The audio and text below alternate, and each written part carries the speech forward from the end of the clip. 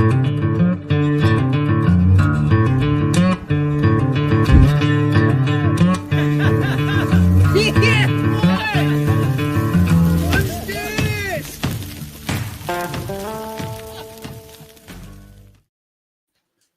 evening. It's Monday, March 24th, 2025. Welcome to episode 104 of Porterhouse and Teal Live. And here we are again on a Monday evening.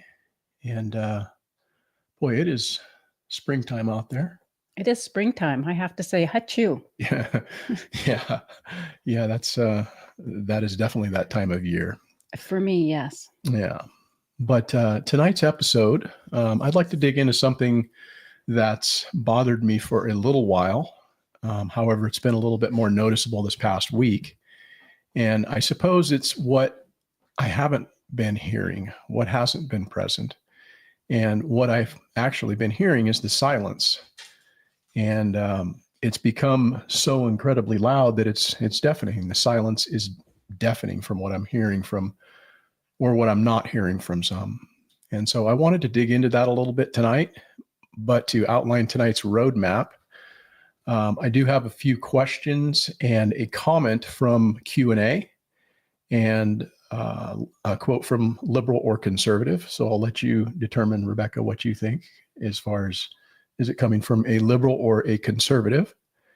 And an update from the Homestead here. And we'll end up tonight with a did you know? But before we get to any of that, how are you doing this evening? Well, before I get to that, I'd like to say hello to Without Training Wheels and to Bill Warner. Hey, good evening, you guys, and thanks for joining us tonight. Now, back to me. I guess I'm doing okay. I'm doing better now than I was this afternoon. I was a little frustrated with a box store in town who double charged our credit card and trying to get that processed and resolved. They say they didn't. My bank statement says they did. Mm-hmm. So anyway, it got tossed back to the bank and is going through them. So that is good. I have. So what's going to be the end result there, or do you know? I don't know because they fight it amongst each other. I'm assuming regardless of who, well, not really. If it's the bank's mistake, the bank will credit it back mm-hmm. in short order. Mm-hmm. If it's the box store's fault, right, then they've got to fight to get that money back from them. So that may be an extended time for that to happen. I don't know. Yeah, this was a purchase actually that I made, and it was something that the lady told me at the cash register, hey, run your card again, because it didn't go through. And so I ran my card again. And then, Rebecca's pretty on top of our finances, and she noticed the next day, hey, what would you buy for twice at the store? And I said, well, I didn't buy anything twice. I actually ran my card twice, but she said that it was going to be credited back to, our account. It would be taken off or what have you. Well, that's clearly not the case after she had talked to our bank, and it looks like we have been double charged. From what I understand, they were giving you a bunch of shit today at the store and kind of had an attitude from the standpoint of you trying to work that out with the manager, apparently, correct? Well, I started this a week ago, and they had said, oh, it hasn't been posted to your account. And I said, I have my account right here in front of me. Mm-hmm. It's been posted. And so basically they couldn't do anything at that particular time mm-hmm. because I didn't make the purchase and I didn't have the receipt. Yeah. So anyway, I had to wait because you were on that run. So I had to wait for you to come back from the run to go in. You attempted to handle, then I went back again with an actual bank statement signed by the bank and everything else. Right. And the manager just wanted to tell me that, no, we only have one receipt. And well, I mean, maybe that's the case. I'm sure it'll get sorted out at some point. But one thing that bothers me is the fact that you kind of were given some attitude from the store, and they haven't been completely helpful in this process. And so when that happens, it makes you not want to do business with that outlet. And I would have actually made that a point to tell that to the manager, because they may be thinking that, hey, we're saving a buck or what have you. And I don't even really think it's that, but they need to understand they need to do all they can to try to continue to earn your business, because we can go elsewhere to buy a lot of the shit that we buy there. Right. Yes. Actually, I could buy everything that I buy there online. I don't need to go in and have it just delivered straight to my house. Right. So it's kind of a courtesy that I actually go to their store and purchase it there. Right. But yeah, it gets underneath my skin. It gets underneath my skin the same way as when stores move stuff around and they do it so that you buy extra products. I think we talked about this last week. But for me, it just irritates me. It doesn't make me want to buy more products. Right. Right. I'm trying to see what Without Training Wheels says there. It says, I've got a carb. Put that up and see what I've got. A carb from Generac. They double charged me, or a card, I suppose. And they double charged me after 3 months. I had to get my credit card to mark it fraud to get a refund. Yeah, I don't know. I mean, it's just a pain in the ass when you're dealing with this sort of thing, and I don't know. They should be a little bit more helpful in the process is all. Right. But hello, Bird Lady. Bird Lady's in the house. How are you doing this evening? I was going to mention this, but do you guys ever feel like something's watching you? Do you ever get that feeling? Yeah, that's not something that happens to me too frequently. However, I took the dog out the other night and it was dark. She gets up in the middle of the night, at least once at night, to, go out and go pee or what have you. And so I got up, she woke me up. I went out and she's kind of like looking at something after she peed. And I was like, what are you looking at? And I kind of looked off in that direction, but it was dark enough where I couldn't see what it was, but seemed like there was something there. And it was really freaky because it looked like it was, it was aligned with the tree silhouette, the trunk of the tree. And it looked like something was peering out from that silhouette and it had eyes on me. And it just gave me the weirdest feeling and it freaked me out. And so I scurried back in the house real quick because I was like, that's not a good feeling, man, when something's like looking at you in the dark and you're vulnerable, Mm-hmm. And so I grabbed my flashlight and I shined it up in the tree and it was a raccoon. It was a raccoon that was looking at me. But, and that's why I asked you, did you get all the chickens up, at night? Because sometimes we don't get all the chickens to go up at night and they sleep out.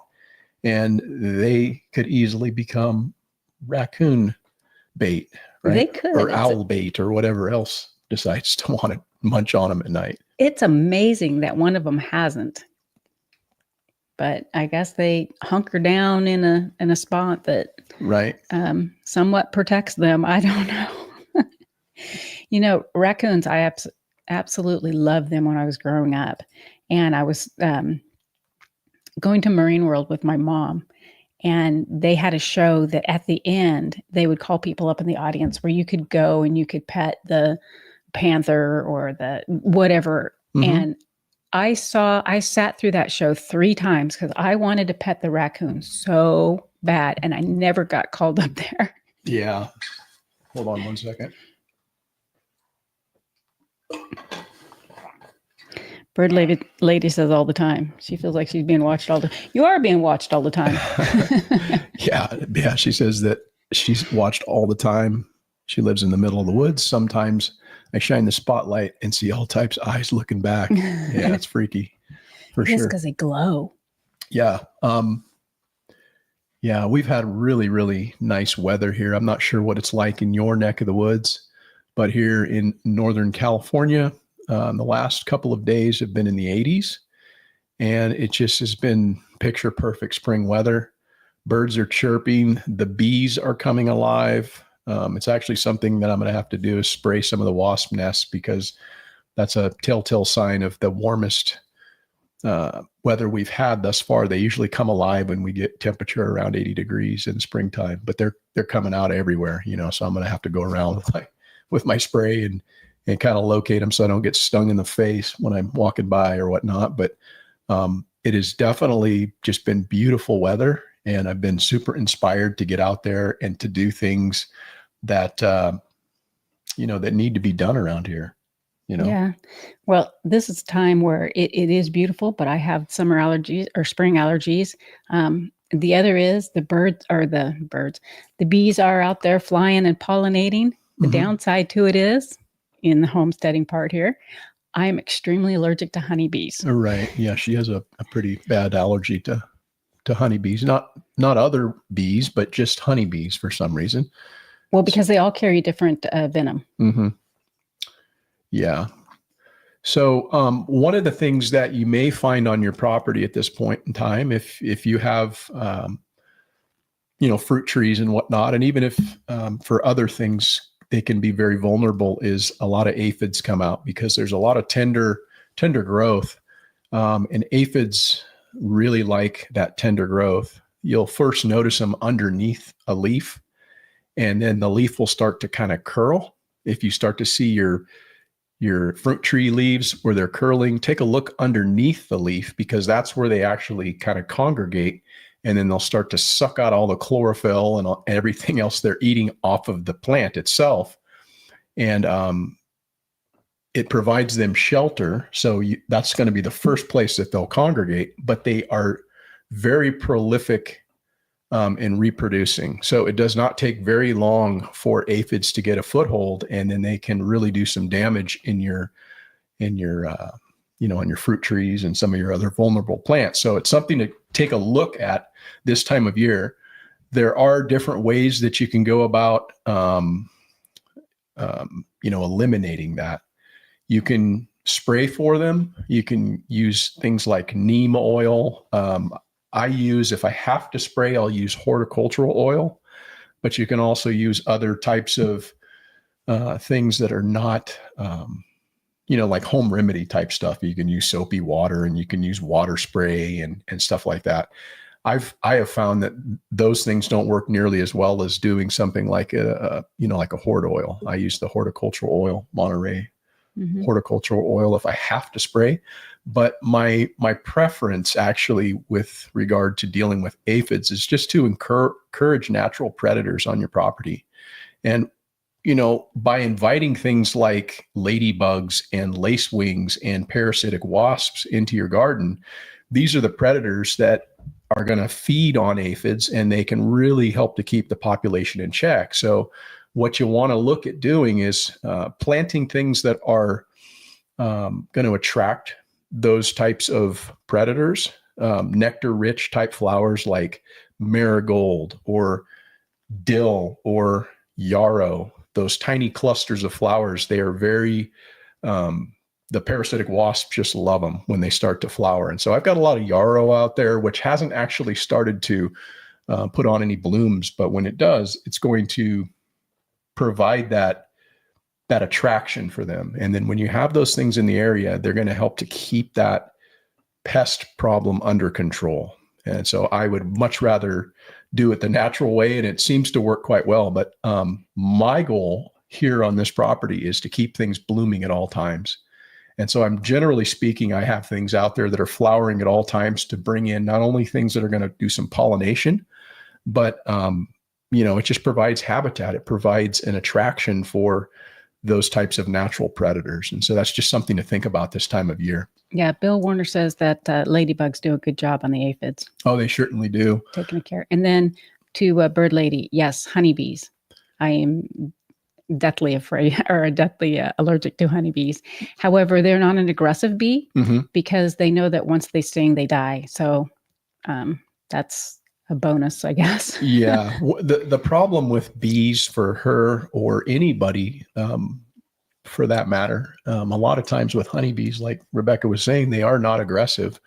But if you have loose clothing or, long hair or something like that, where the bee's going to land on you and then get, in there, then they'll be trapped, and then you'll feel for them, you'll reach, and then you'll get stung or whatnot. But they are kind of just a docile kind of a creature. They're all about just making nectar and making honey and, pollinating and stuff. So the times that I've been stung have been just exactly that. I've either reached up and slapped because One time I was in the pool and I thought it was water. It was a bee. Another time I flew, in flip-flops. So those are the times that I've gotten stung and ended up in the hospital. Yeah. Yeah. Bird Lady says, thanks for the aphid tip. This is happening to one of our pear trees. I thought it was from over fertilizing. I'll check the leaves tomorrow. Yeah, certainly check underneath the leaf. That's usually the first place that they'll go. And then once they really get infested, you'll just see them all over the tips of that very tender foliage. And so it's just a good idea, especially this time of year, to look at that. Another thing that really helps I've got a lot of globe artichoke out there, and man, I'll tell you what, the ladybugs really dig that. They're all over that stuff, so it kind of attracts them for some reason or another. They like that, but yeah, definitely. I was just gonna say I like artichokes. Mm-hmm. But they put on the most beautiful purple flower. They do. Yeah. If you let them go to flower, and before, picking them to harvest or whatnot, what we typically do with them, because the ones that I've grown around here they aren't as good to eat from the standpoint of the leaves. And I don't really like eating the leaves anyhow, but just the artichoke hearts. And then we'll pick those, and then she'll prepare them and make marinated artichoke hearts, which are pretty delicious. Yes. So those are good on everything. Yeah. Another thing, this time of year, it is definitely time to start planting your summer garden and getting some of the things out. When your soil temperature gets close to, 60 degrees or so, that's a good time to start thinking about that. Now, I can say that with confidence for my zone, which is zone 9A.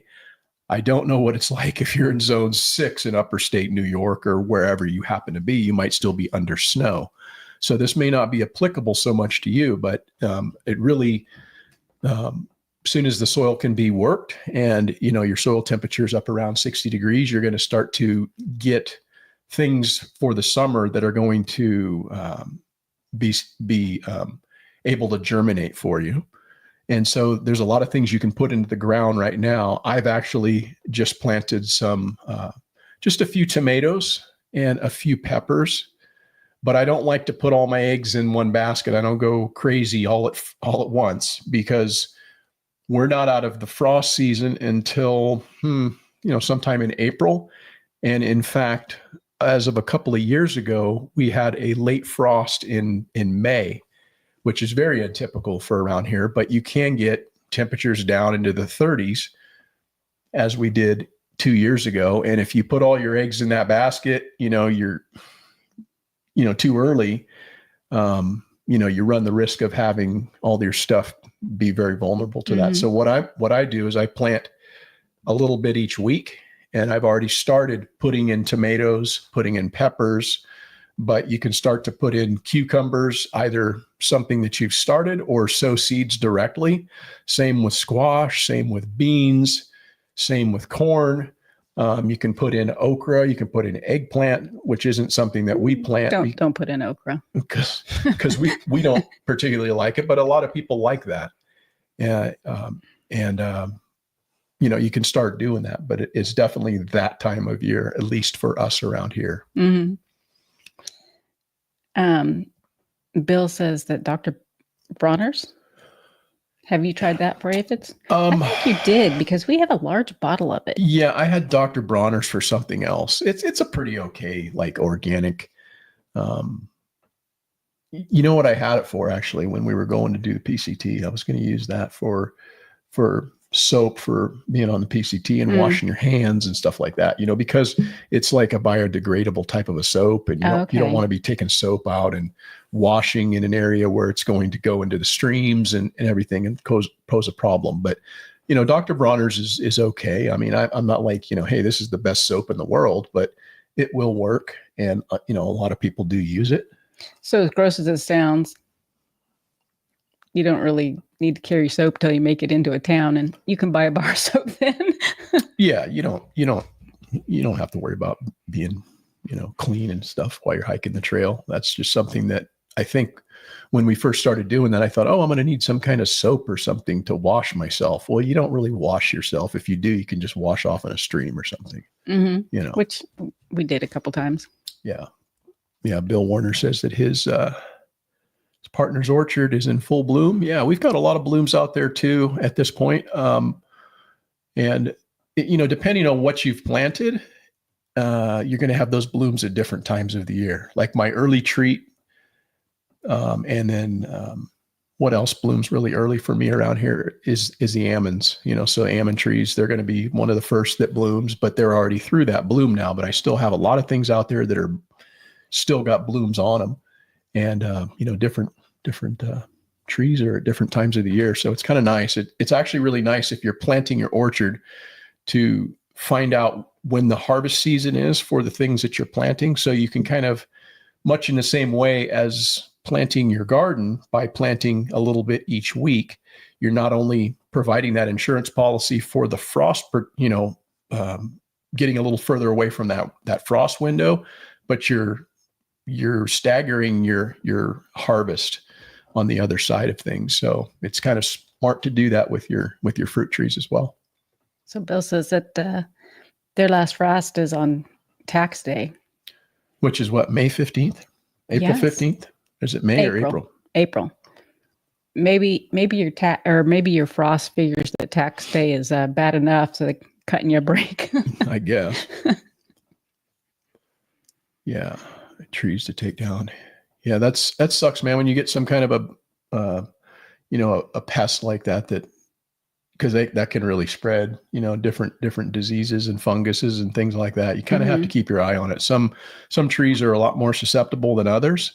And so it's kind of, good to learn what different cultivars have issue with, and then find out, like, if you get something like that, is it something that you can trim off, or is it going to spread to other trees or that kind of thing? But yeah, you got to kind of keep on top of it. Yeah. Didn't you find that it also helps to not plant all the same thing, but you plant a variety of it in different places so that it doesn't get taken over by a specific pest? Yeah. And that's just the kind of the thought process there, is that you're hiding the different things that you're planting. It's in essence kind of disguising it. So you don't put all of your tomatoes in one spot, and then the tomato hornworms can zero in on that. You sprinkle that around your property, and maybe they'll hit these, but they won't see those over there. And so it's just good to, at least the way we do it around here, is to try to disguise that and to not put all your eggs in one basket, for sure. Mm-hmm. Let's see here. I'm going to be putting out a video coming this week. So if you guys are interested in seeing a new video from me, that will be probably this Saturday, but I've already uploaded it. And what it is I guess a wood chip video, kind of talking about how I obtain wood chips, but also how I utilize them around here. So it's in essence, it's kind of like a little homestead spring tour, if you will, just showing some of the different things that I use sources of carbon for here on the property. And so I will be putting that out this coming week. So I'll be looking forward to that if you're interested. And then I also got my truck back. If you guys heard last episode, I had an issue with my truck, and we sent it down to have them take a look at it. It turns out, having a truck for 20 years, there's things on it that you need to actually change, like filters and such. So there were some filters that were causing the truck to run a little rough. And so when they changed those filters, there's nothing wrong with the truck. It actually runs like a top. But while it was there was also some things that needed to be addressed as well, like the front brakes and rotors and, some different fluids and things that we got changed. So it was kind of an expensive trip, but I'll tell you what, driving that truck home, it was like having a new truck again. It was amazing. I was like, man, I don't realize this truck could drive so nice, because I'd been so used to driving it, like, when it wasn't running as good.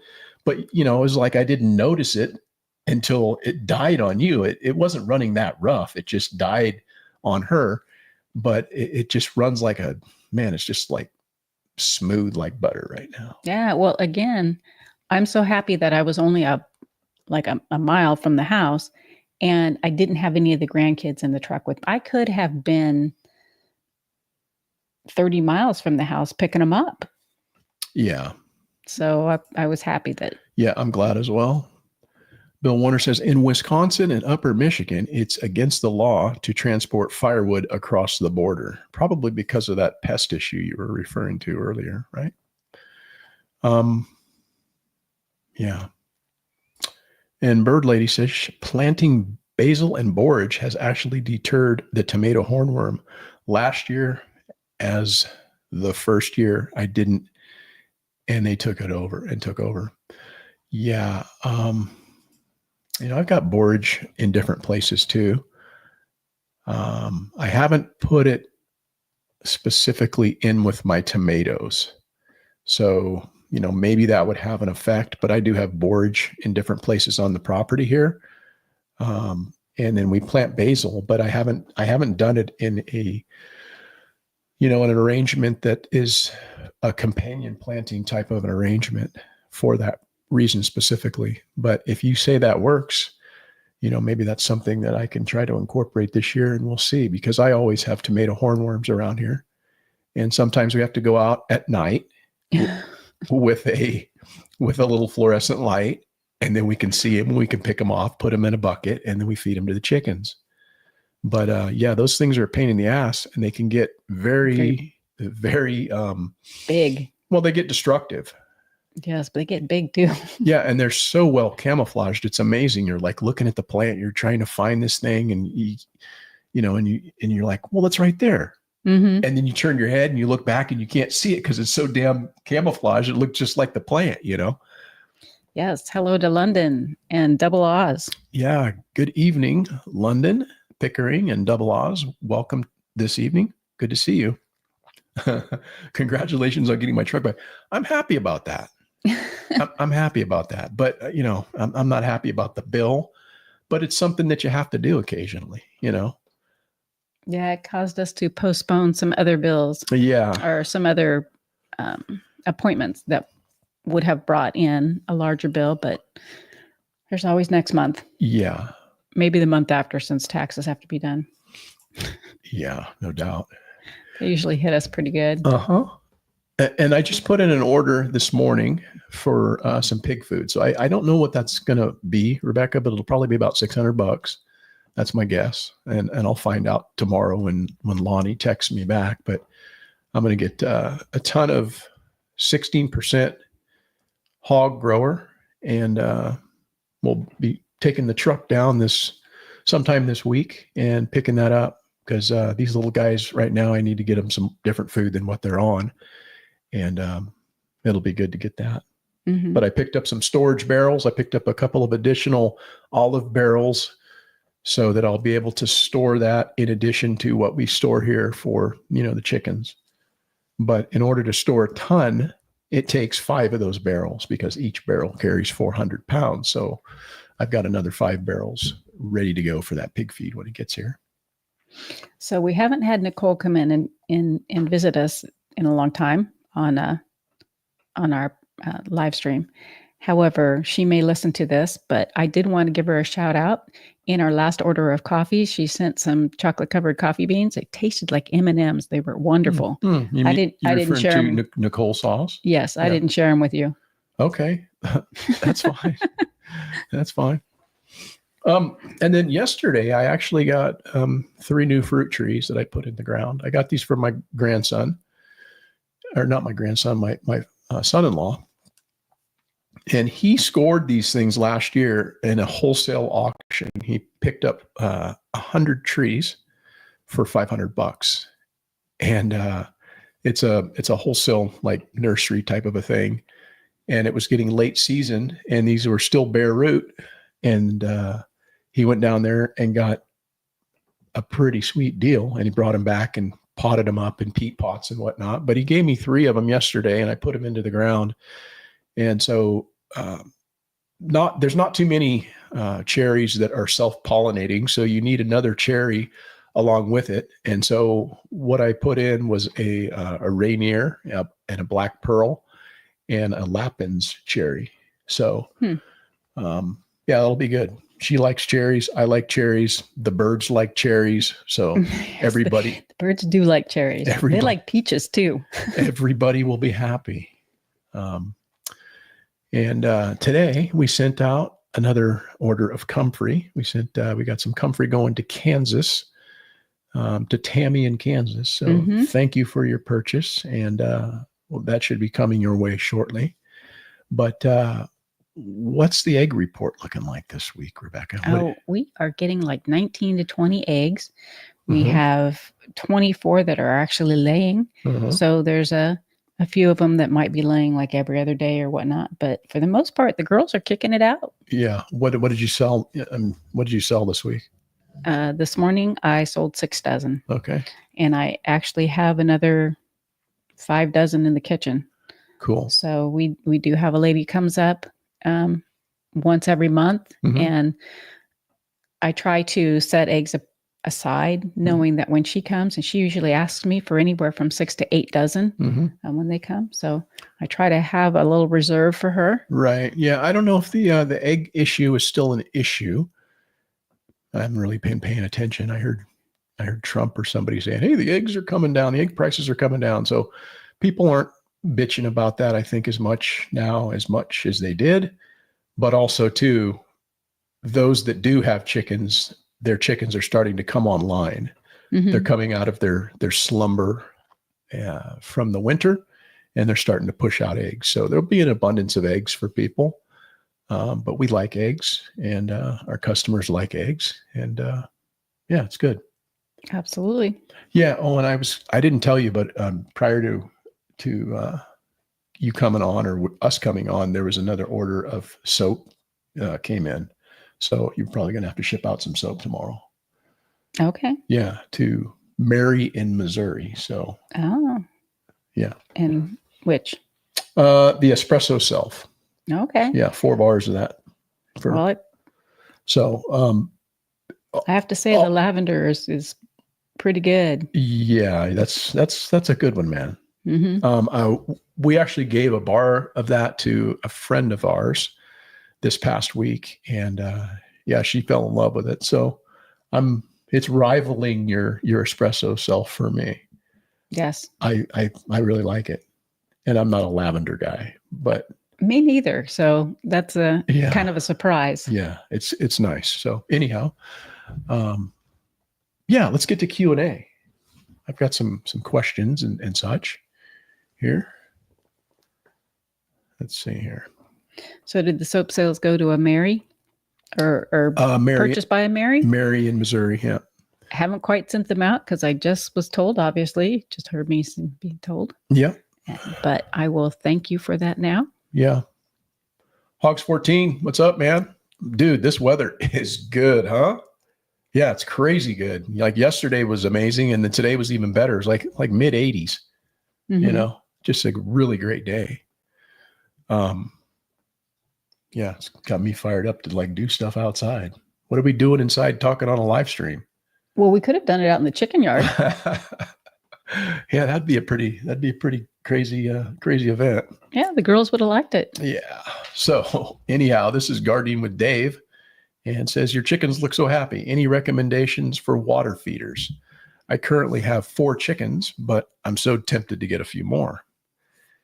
And I said that we are currently using 5-gallon metal waterers, and those are made by Harris Farms, and we got them from Tractor Supply.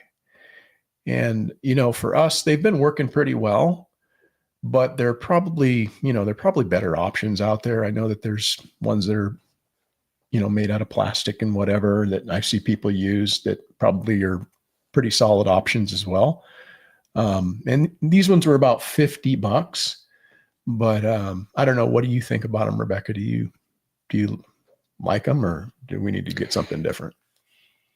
There's only one that I would say we need to get, and not that it needs to be different. It just needs a new one because the little, I don't know what you call it. Yeah, the little thing that little doohickey that keeps the water from running out into the trough area is broken off. And so when you're filling it up, it's running out just as fast. So you kind of have to block it with your finger. Yeah. That's my only complaint. And that they like to sit on top of it and then they poop and it falls down in the water and it's kind of gross. Yeah, there's a lot of different options out there. I know people probably have much better, suggestions as to what to do, but that's what we use. And they've been pretty durable, I would say. And that's one of the reasons why with them, those metal ones. But yeah, Harris Farms from Tractor Supply. And the next question I've got is from Shelly Harrell, 4865. And she's referring to a video I put out nearly 2 years ago, which was how to build a sheep tractor for $1,200, and how I built that in about 4 days for $1,200. And I will say that tractor's held up well. It's in use as of today, and it gets moved depending on the height of the grass and the amount of sheep that are in it at the time. It gets moved anywhere from 1 to 3 times a day. But right now, the grass out in the front is really starting to turn on. And so it doesn't need to be moved more than once a day, but it's held up well.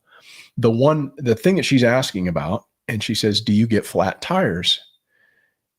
And it's, I'm kind of glad she asked that question so I can address it here.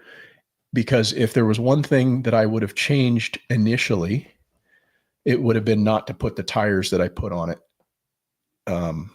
from Tractor Supply.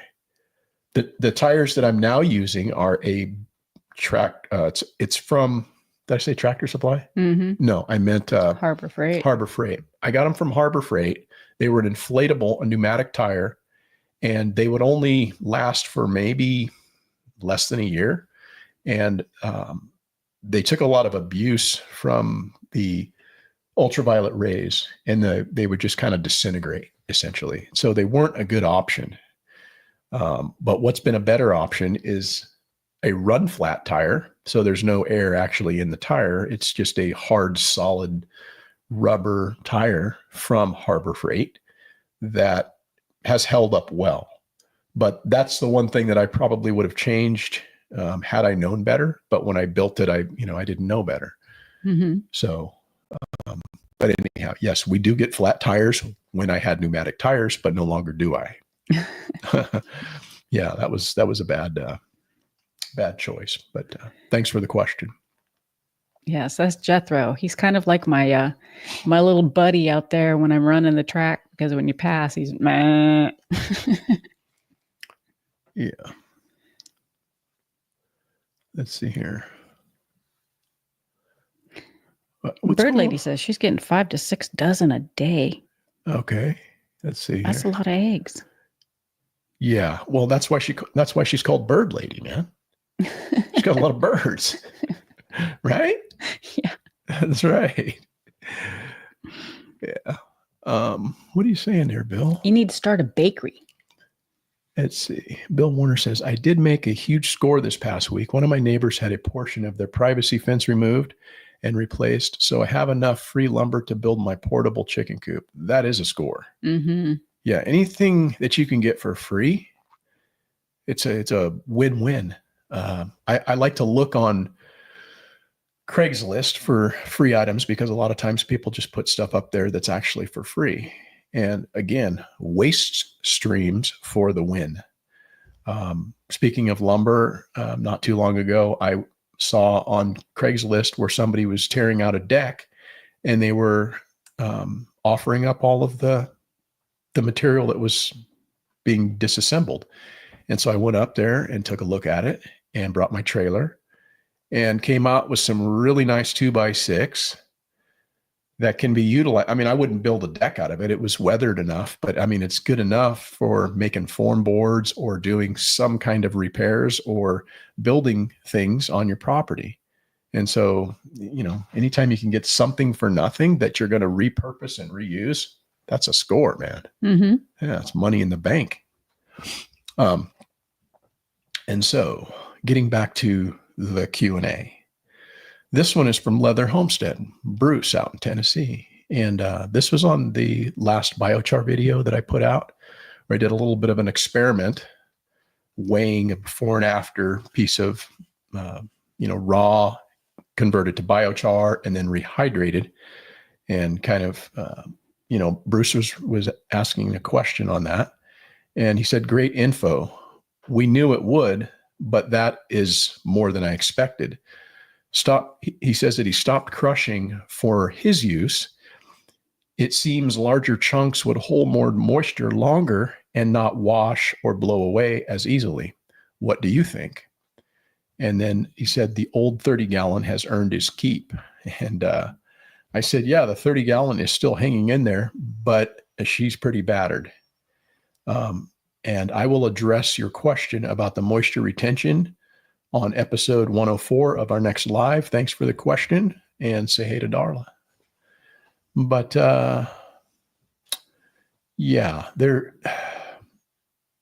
here's my take on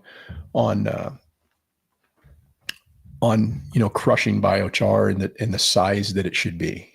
So, when preparing biochar to apply to your soil, particle size actually, in my opinion, does matter. And ideally, it should be crushed. Now, this is based on various research that I've done, looking at different suggestions and what people have done and the reasons for which they do it. It should be crushed between like 0.5 and 2 millimeters, which is pretty small, right? Mm-hmm. That's like, I can't even convert that in inches, but we're talking hundredths of an inch. So it's 0.5 and 2 millimeters in size.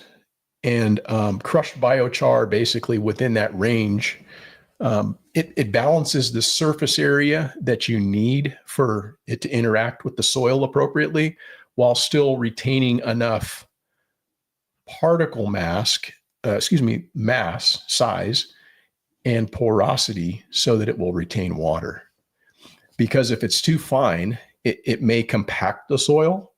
And if it's too coarse, the benefits of the biochar and the interaction with the soil begin to diminish. And so basically the bottom line is that, in my opinion, at least, I think all of it will be in some regard beneficial regarding whatever the size is, unless it's like super big.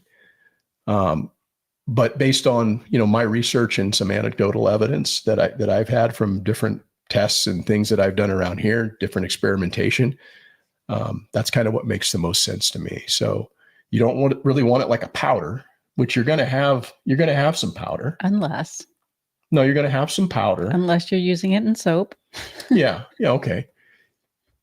You don't really want it as a powder because, again, it's going to compact the soil and it's not going to have enough mass to keep the tilth of the soil. You want this to allow water to infiltrate and drain through your soil. So you don't want it too fine. You don't want it too large. But to answer the question, 0.5 to 2 millimeters. Now, this, of course, is not on biochar, but Bill Warner said that the contractor loaded it on the trailer, took it to his house, and unloaded it, I believe. Man, that's a score. That is a score. Yeah. Yeah, good looking out on that one, Bill. Yeah, let me see here. Yeah, awesome. Doesn't get any better than that. Well, not really. No, if you get somebody to deliver it to you, right, for free. So the last one I have is a comment, and this comment was a little bit negative, I suppose. But I a lot of times I don't really engage with people who are negative from the standpoint of if they make negative comments. But I thought this would be a good learning opportunity, not only for this person, but maybe for anybody else that's listening that has this thought process on how to get to affect people, right? Mm-hmm. And so what this person said, his name's Sean W5762. And this was on our last video, our last live stream. So if you guys listen to our last live stream, you'll know what we talked about. But he said this. He said, "Stick to gardening homestead videos. This silly conspiracy theory laden nonsense is flooding the internet. The phony right-wing talking points are littered in both of your thoughts. Just foolishness.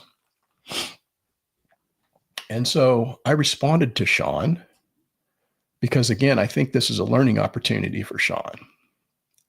And I said, it's too bad this video was not your cup of tea, but it should have been obvious by the title.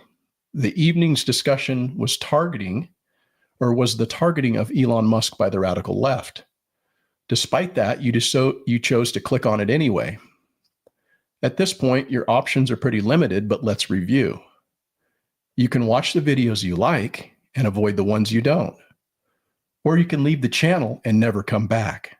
I really couldn't care less. Here's a suggestion for you.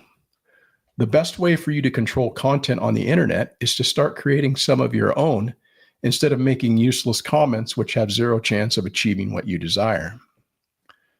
And so, it's interesting to me that people take the time to make comments like that, but they don't really realize that, if you actually wanted to affect something and maybe make a suggestion to somebody, it would be best to do so in a way that's not challenging what they're doing. Because again, I could care less if Sean ever listens to this channel again. In fact, I would almost prefer that he didn't, because this isn't his cup of tea. It's silly nonsense to him. And that's fine if he wants to have something constructive to say, but he could have easily reached out in another way. Mm-hmm. Right? But he chose to say some bullshit in the comment section. And so usually with people like that, I'll just fucking nuke them. I'll delete them. But again, I thought this was a good learning opportunity, because how do you think somebody's going to respond with that? Should I have said, oh, well, maybe I'll just stick to homesteading videos because Sean doesn't like what we're talking about?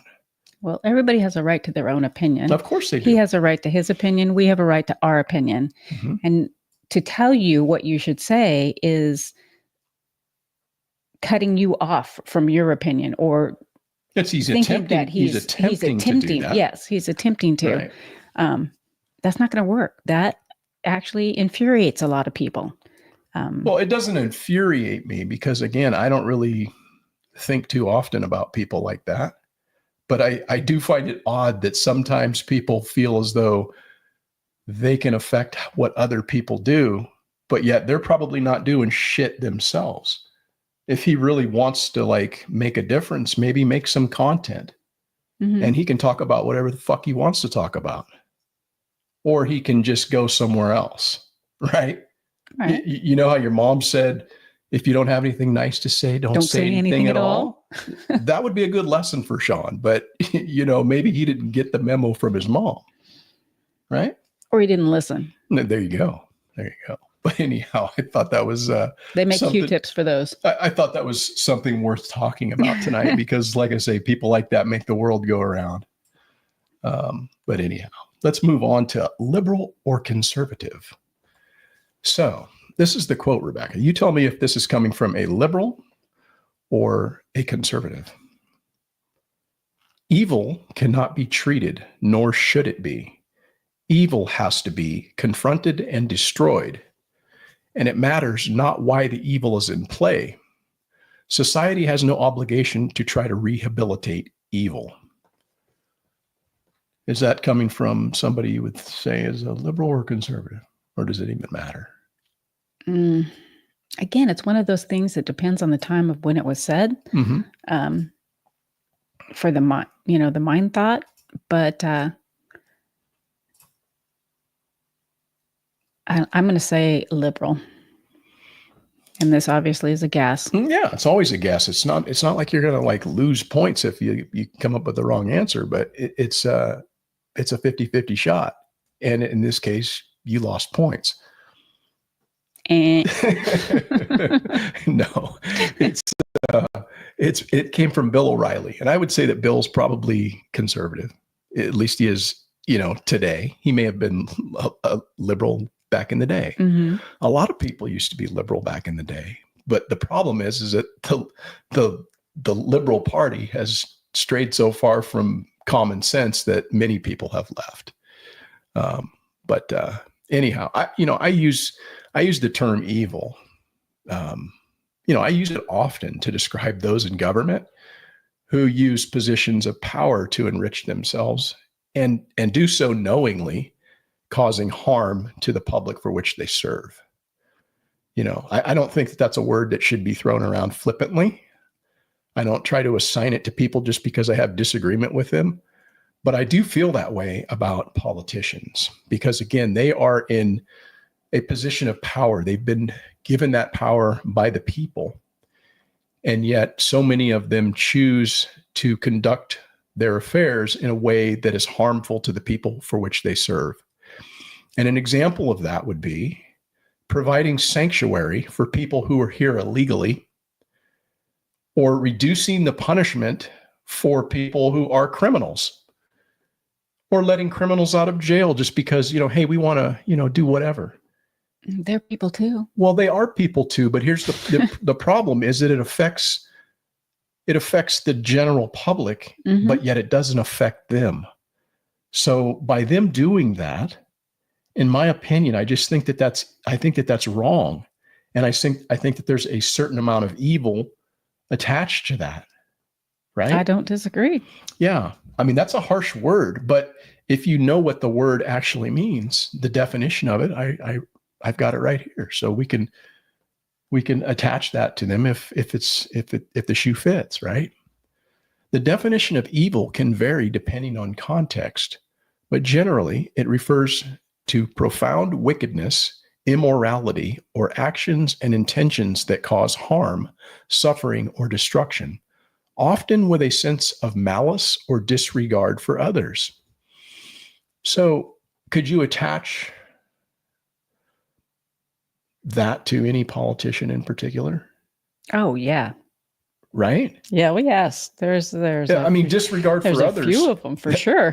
Disregard for others, that covers it all. Right? Because it doesn't matter that there's illegal aliens flooding across the border because they don't live in their area. They're not affecting them. It's just affecting other people. They know that it's wrong. They know absolutely that this is not good for the common people in their district. They're going to be suffering, and even the people that they're allowing in are going to be suffering. There's no talk about, oh, well, what about the child sex trafficking? You never hear the people that are advocating letting these people come across the border. You never hear them talk about the children that are being raped and sold as sex slaves. Right, which is evil. Well, there you go. So it's evil. Yeah. If it's used as a noun, evil, it's a force, a quality, or behavior that is morally wrong, harmful, or malevolent. And as an adjective, it describes something profoundly immoral or wicked. So I think that sums it. Pretty much, right? Yes. Bill says he grew up with treat others the same way you would like to be treated. Yeah. Right here.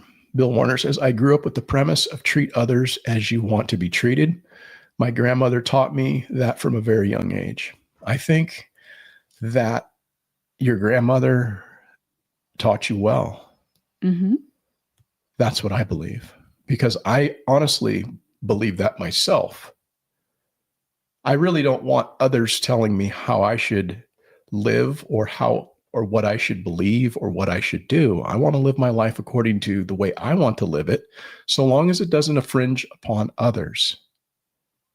And I mean, that's in alignment with what your grandmother taught you. Do unto others as you would want it done to you, right? Mm-hmm. Yeah. There's a sign on one of the streets that lives here or close to us. And I like it, but it has to do with the traffic, and it says, drive like your children live here. Yeah. Yeah. That's a good reminder, So anyhow, let's get to the main topic tonight. And as I said at the outset, there's an awful lot of silence. There's a lot of silence coming from the left. And I don't want to, just constantly pick on the left, but it just seems like it's such an easy target each week. I expect silence from politicians, but what's actually interesting to me is to see how much silence I'm seeing from ordinary citizens. People who are just the average person who might be a leftist, might be somebody who supports the Democrat Party. But why aren't they speaking out on some of the things that are taking place right now? Yeah.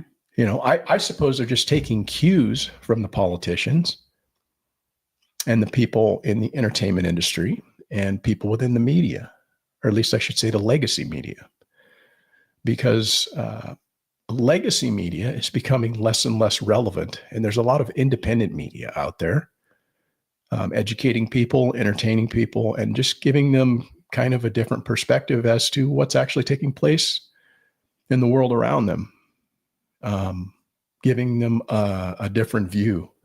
And I think that's such a fantastic thing right now, because I was feeling very, I suppose, threatened is a word. I felt very like this isn't the country that I grew up in a few years ago with all the censorship. People not being able to say what they truly want to say. Mm-hmm. How can you have freedom of speech in a country where you have limits on what you can say?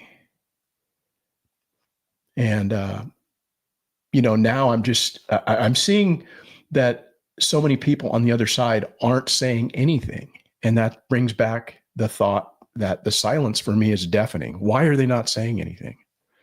The politicians are silent because it's 100% a strategic calculation on their part.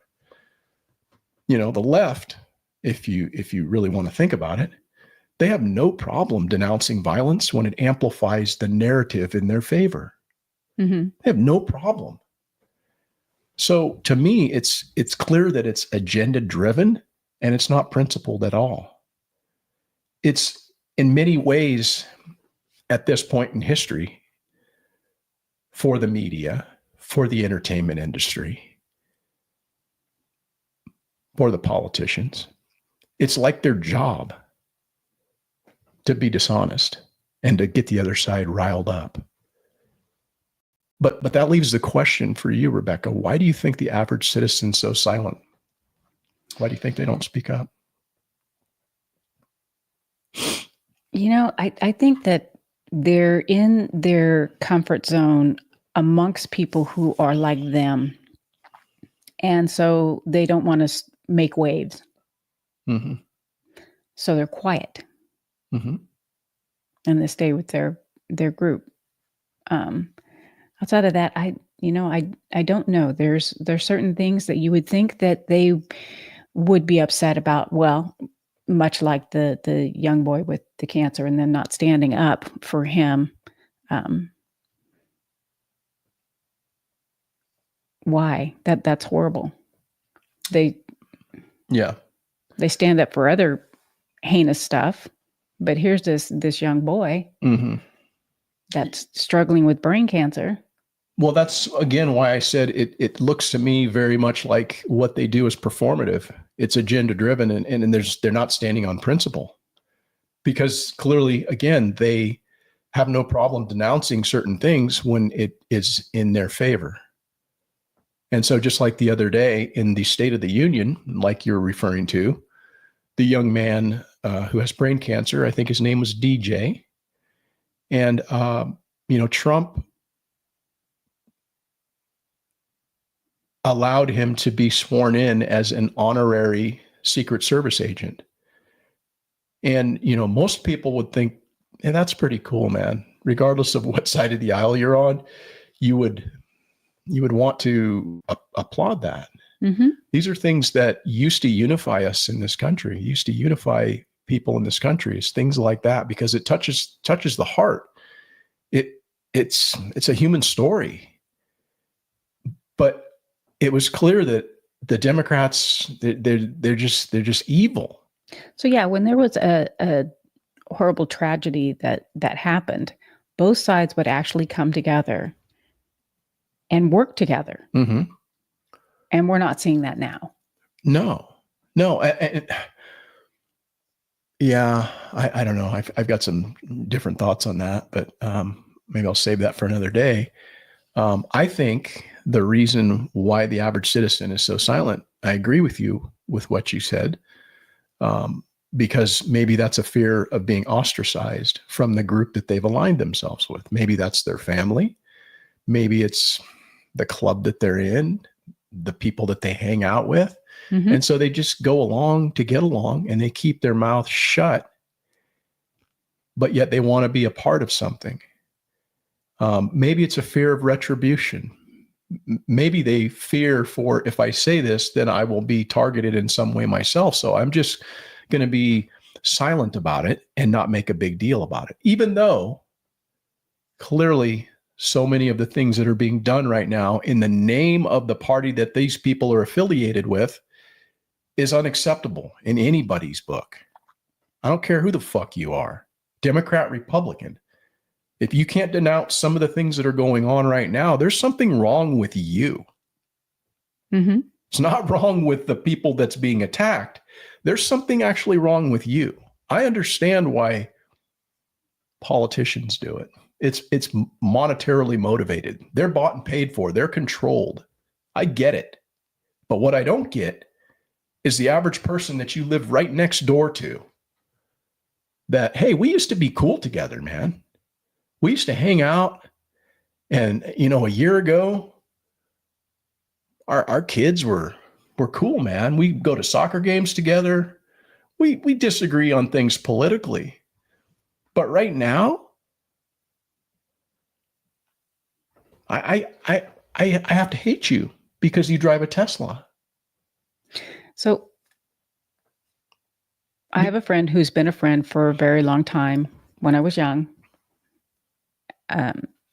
teenager, and we would text back and forth.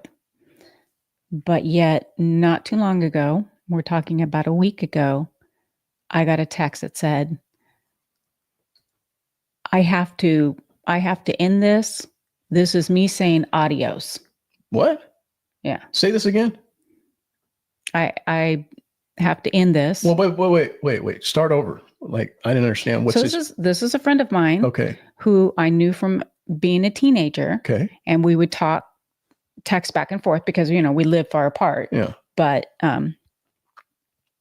anyway, a week ago, I got a text that, said, this is me saying adios. This is why. Now, that person is liberal. Okay. And knows that I'm okay. So what's the reason for that? I don't know. It kind of like fits into this narrative that you're talking about. Huh. It's almost like, all right, I've been friends with you for over 40, 45 years, but I gotta go. Adios. That's it. Really? Adios. I'm out. Okay. Well, that's fine. I mean, they have the right to associate with who they want to associate with. But that's just an interesting response without any kind of like clarification. Like, it just said for various reasons. For various reasons. For various reasons. Oh yeah, that is kind of ambiguous, and that kind of leads you to think that maybe it's because, like you're saying, of maybe a belief that is not aligned with theirs. You know what it probably is? They probably caught wind of Porterhouse and Teal, and they saw you on here, and they're like, "Yeah, fuck that, I gotta go." I bet you that's what it is. They're like, oh, far too conservative for me, man. That's it. That's a wrap. I can't even look at those people anymore. I don't know. All I said was, hey, you've been a great friend for many, many years. Sorry to see you go. Cheers. Yeah, that's awesome, though. Well, maybe they're listening to Porterhouse and Teal on the sly. Huh? Maybe. Yeah, that's right. Somebody told them, hey, these fucking people, they're right wingers. They want to make America great again. I don't know. Maybe. It's like, wow. All right. Yeah, that's awesome. I'll say this, that, this divisive behavior that we've seen, right? And I've spoken about this many, many times.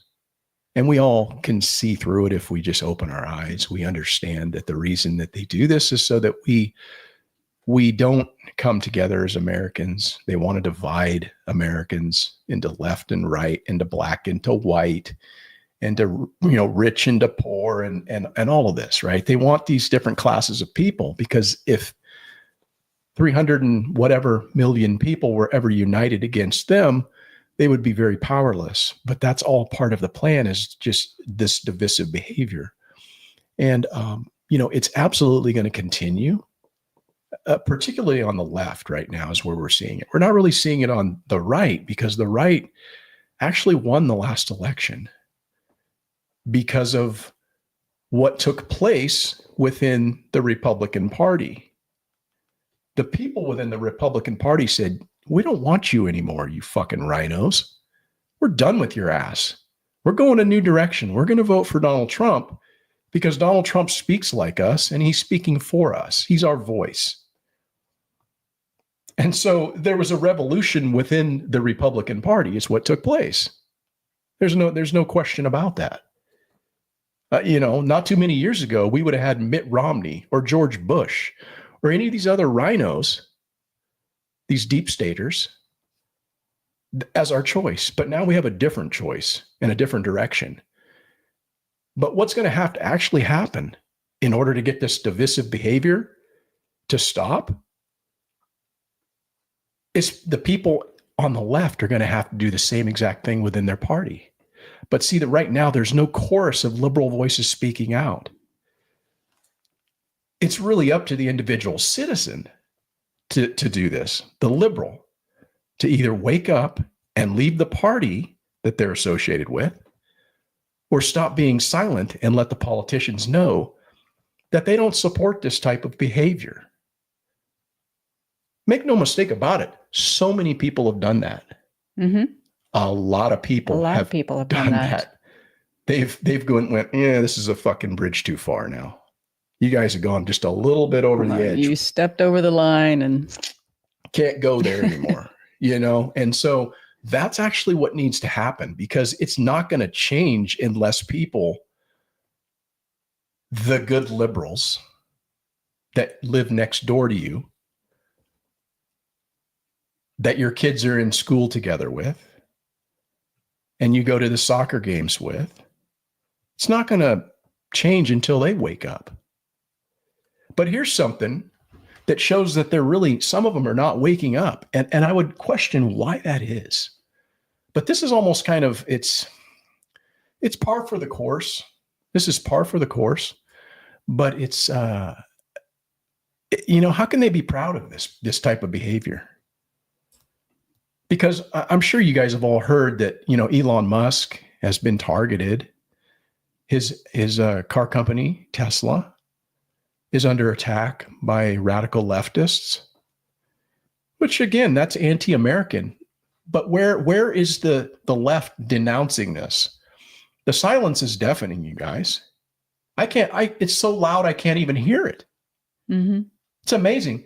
But see, this is part of the reason why you have this sort of thing continuing, is because you have assholes like Jimmy Kimmel doing this, like it's funny. And then listen to the audience. Listen to these people. These are the people that live next door to you. Well, maybe not some of you, but realize these are American citizens in this country laughing at this shit like it's funny. Stock is way down, almost disastrously so. People have been vandalizing Tesla vehicles, new Tesla vehicles. Please don't vandalize. Don't ever vandalize Tesla vehicles. Yeah, that's fantastic, right? Isn't that funny? Tesla's stock is way down. The company that the liberals were all about a year ago, but now that's funny. That's entertainment. That's what people laugh about when they go to one of these things. Yeah, I don't even see the joke in it. So, well, there really isn't. There's not. I know. No. So,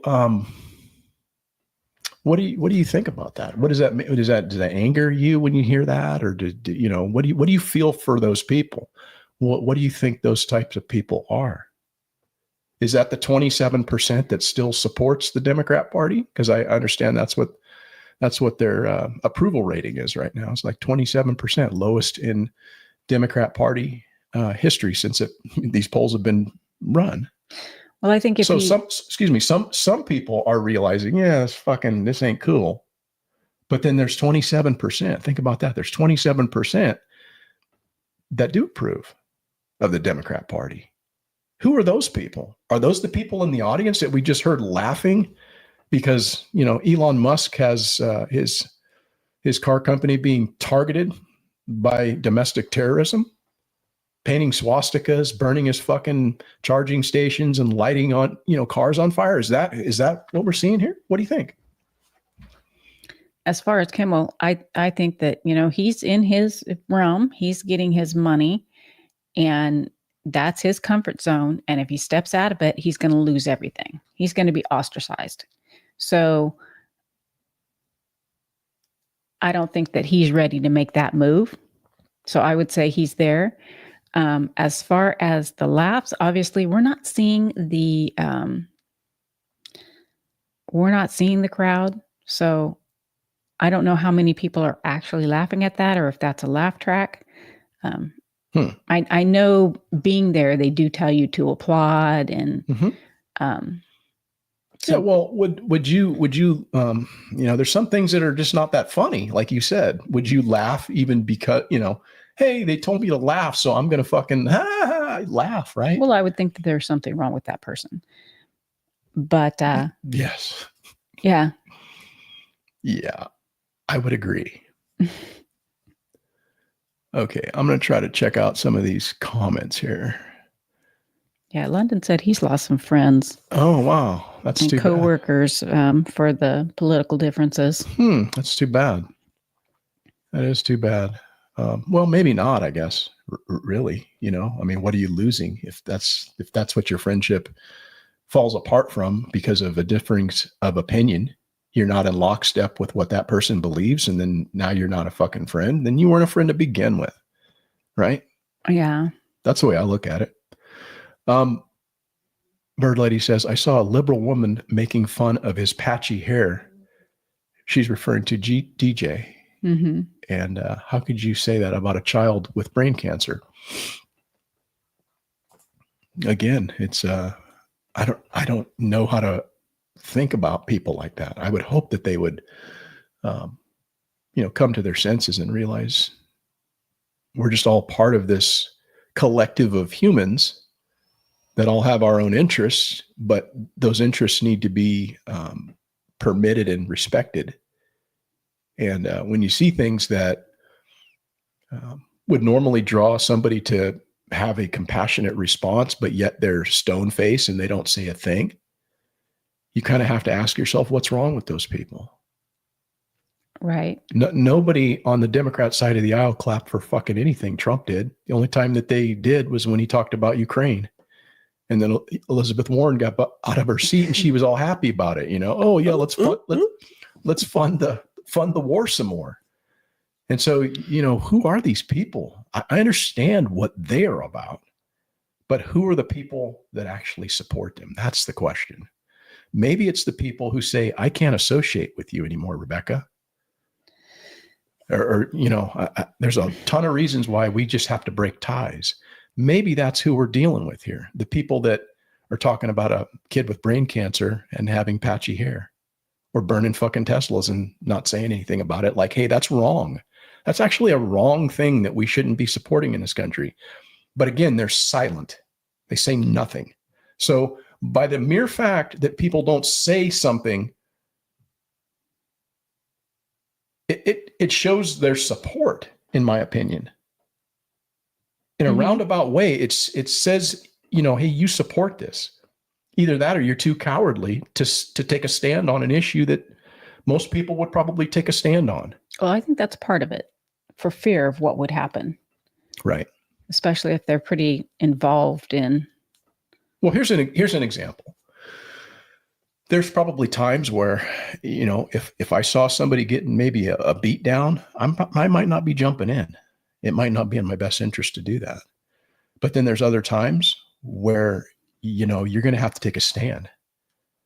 Right? Mm-hmm. Yes. I mean, absolutely. if I see some dude beating a fucking old lady, it's on, man. I don't care. An elderly lady getting a beat down from some dude, I'm fucking jumping in somehow. I'm just not going to go with that. Mm-hmm. I'm not going to just like, I'm pulling my cell phone out and record, or I'll just keep walking. I mean, that's not the instinct that I have. And I'm not going to permit that. Yeah. I mean, it's just, and at what point do people say, I'm just going to have to say something about this? Or if it's a small child that's being a family member. I mean, there's just no, when you see something wrong, you have to speak up. You have to take action. And again, so many people are just willing to sit on the sidelines like, this is funny. Look at Elon. His shit is getting burned up. Isn't that amazing? Because he wants to make America great again. And he wants to cut waste, fraud, and abuse in the government. So now he's a Nazi.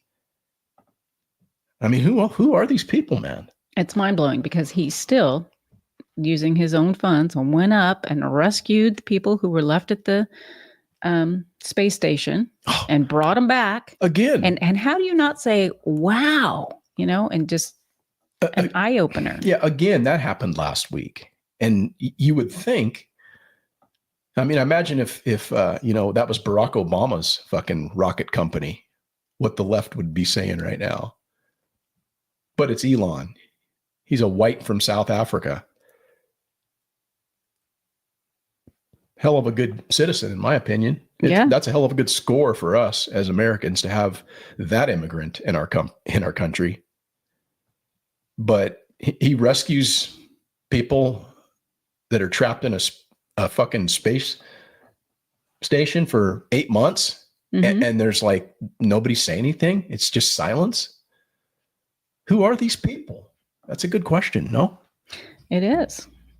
And how can they be so cold? Yeah.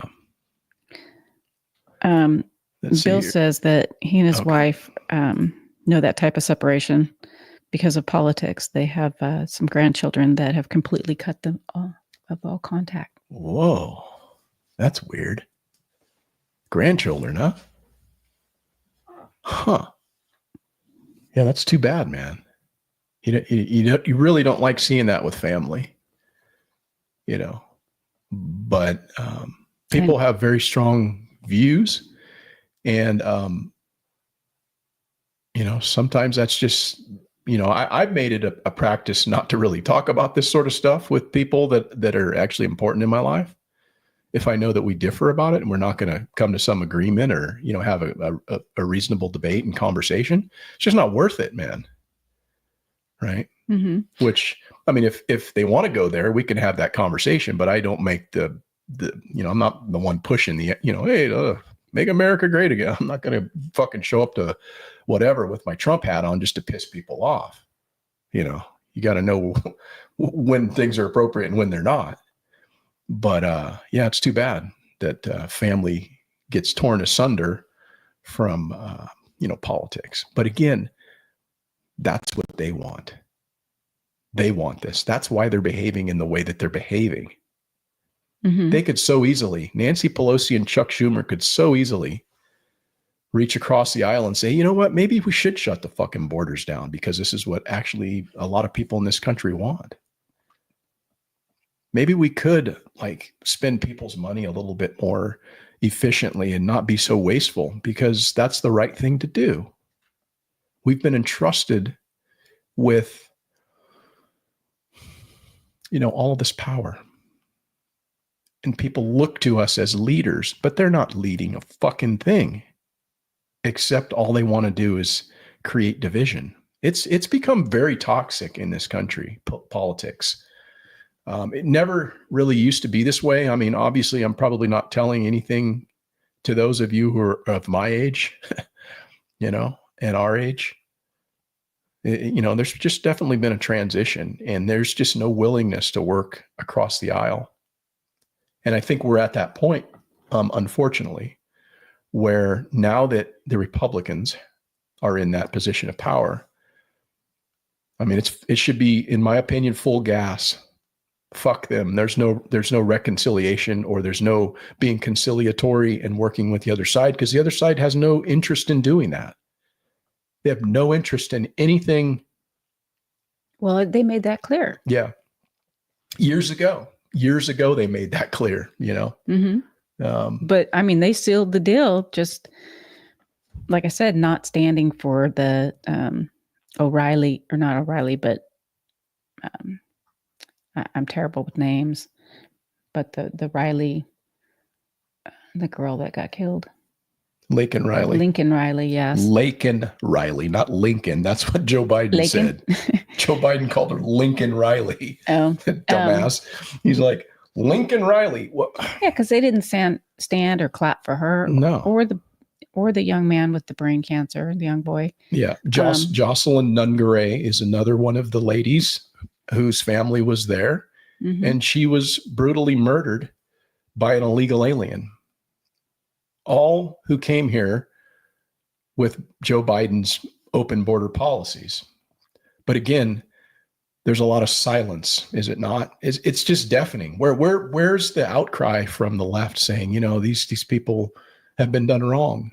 Where's the outcry from the people who are clapping in Jimmy Kimmel's fucking audience? Where's the outcry from your neighbor who you live next to, who happens to have a difference of a political opinion? How come they're not saying, hey, this is kind of fucked up, man? We got people in this country being killed by illegal aliens, and the current administration's trying to get rid of them, but they're being blocked by all these fucking federal judges. Why are they not saying, hey, this is wrong, we want to change? Because until that happens, they're going to continue their bullshit. Mm-hmm. The left really needs to come to, like, if they want any power in the future, they're going to have to, like, realize you're going to have to change your party, man, because it's fucking falling apart. Yeah. The only thing that's not falling apart is the deep state is so deep. There's so much corruption out there that if it's not dealt with swiftly and aggressively under this administration, it's going to reconstitute itself like that. As soon as Trump's not there and somebody else comes in, it's going to reconstitute itself just like a fucking sponge having water added back to it. So, what are you looking at? Atrides is here, and he made a comment. She made a comment. Sorry. Atrides is in the house. Welcome this evening. And non-existent John, how you doing? Good to see you this evening. Yes. Yeah. Aphids are what's up, man. The ladybugs. Yeah, that's fantastic. If you have those things, the more the merrier. Yep. Atrides says, do you listen to UA pod? I'm sorry, it's blocked, so I'm not getting the full podcast in the morning. So it's really good. Which podcast? Two-way podcast. Two-way. I've never heard of that, to be honest. Yeah. It's so disingenuous. And here's a perfect example of you know why, or what I should say people should think about. You probably have already thought about it, most of you, because most of the people that listen to this live stream are smart. They're not dummies. But, you know, Nancy Pelosi and Chuck Schumer, they only got on board with the Black Lives Matter thing when it was politically advantageous for them to do so. I mean, I don't think that anyone thinks that they give a damn about black people. But this is what liberal politicians do when they project the image that they care about black people, like George Floyd. And so what I'm going to put up on the screen is actually, it's a silent little video. So if you're just listening to the audio of this and you're not watching it, you won't see this. But it's a 14-second video of Nancy Pelosi and Chuck Schumer and some of the other, I guess, congressional Democrats that were taking a moment of silence. They took a knee, and they stayed on a knee for 8 minutes and 46 seconds, which was apparently the same amount of time that George Floyd's neck was kneeled on. And of course, they're sitting and they've got this African garb draped around their neck. It's like a dashiki or whatever. Like they're down for the cause, like they're from, they're really all about Black culture and African culture. So they're sitting there wearing this garb, which again is clearly performative. In my opinion, there's nothing more than what they're doing is it's a performance.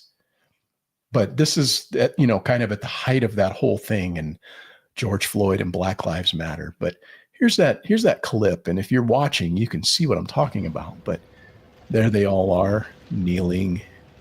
Oh, look at Chuck. He looks like he's just, this is just terrible.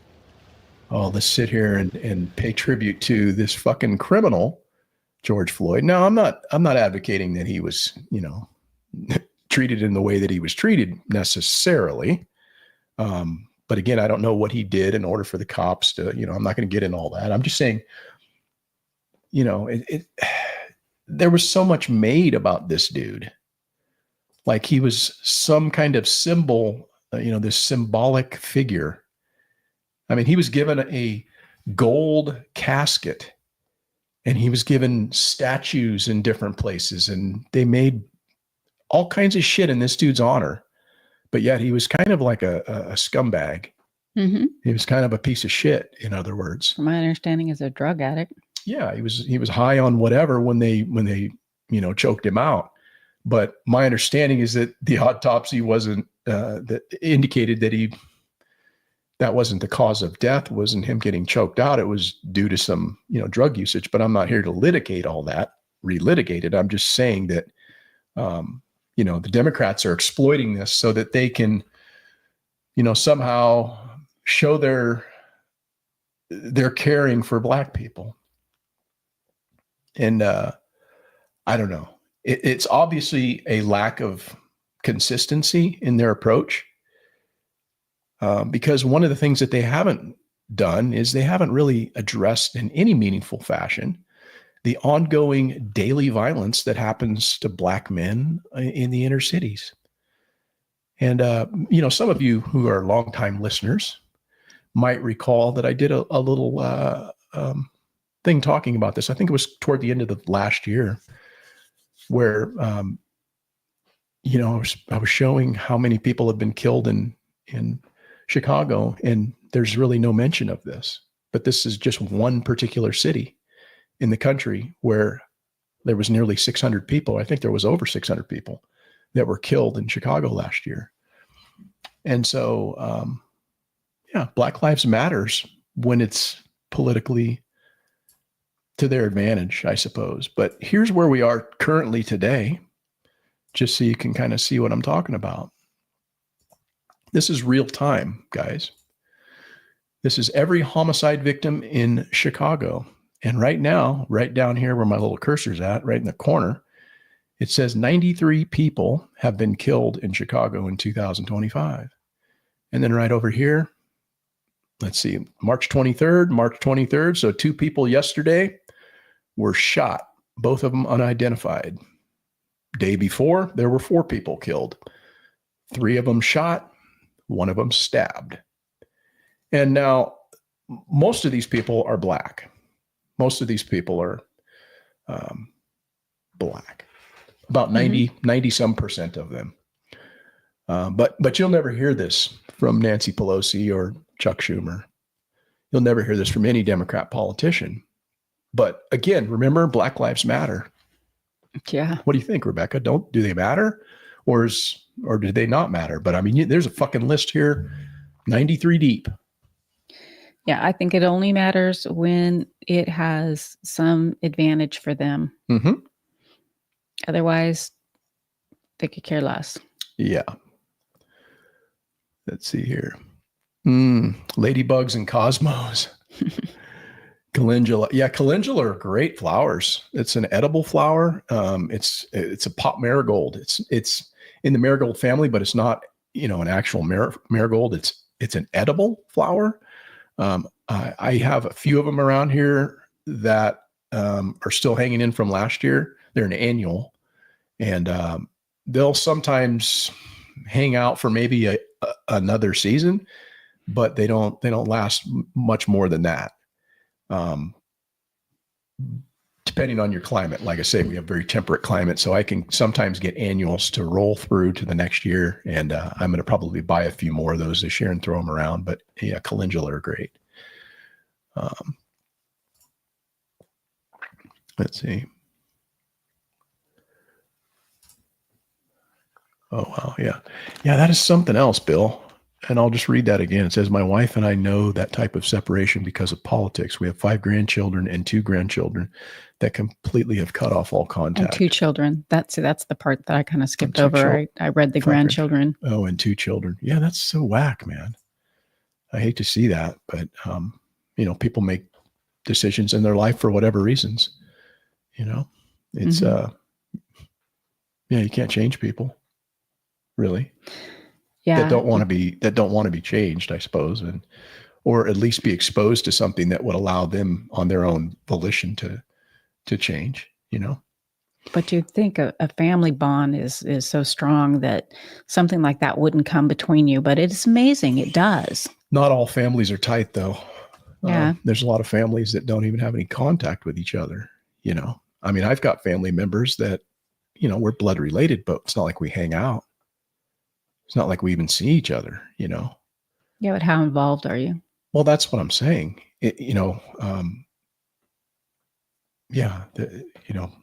Families are complex, certainly.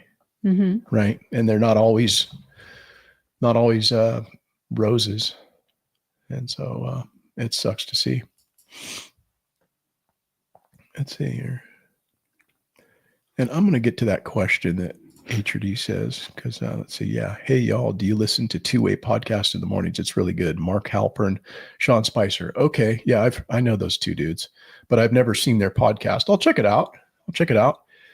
For sure. I'm always interested to hear other people's opinions on things. And I think it's, independent media is great. I think personally, I consume a lot of that just because I like to hear what people have to say, at least people who are thoughtful and intelligent and stuff, and they're not just spouting some bullshit off a teleprompter.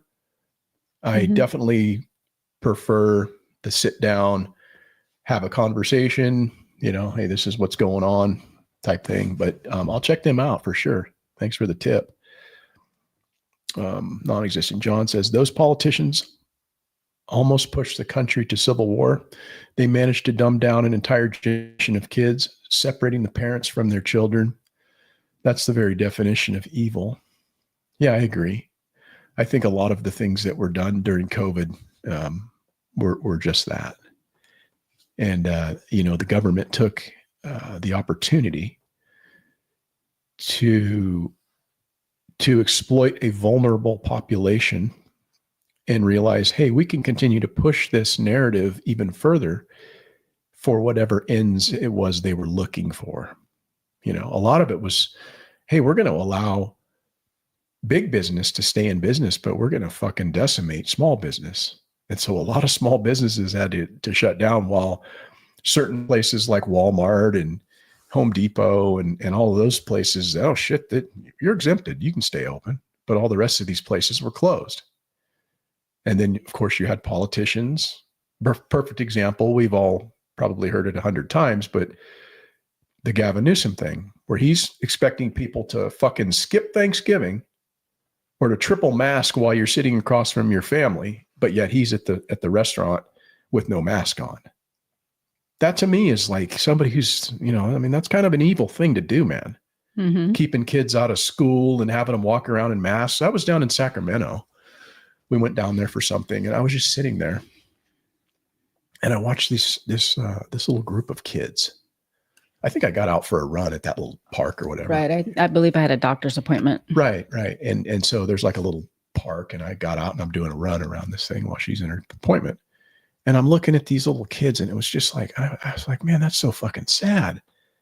But they were outside walking behind their teacher, and they all had their masks on. And I was just thinking, what the fuck, man? This is bullshit. Mm-hmm.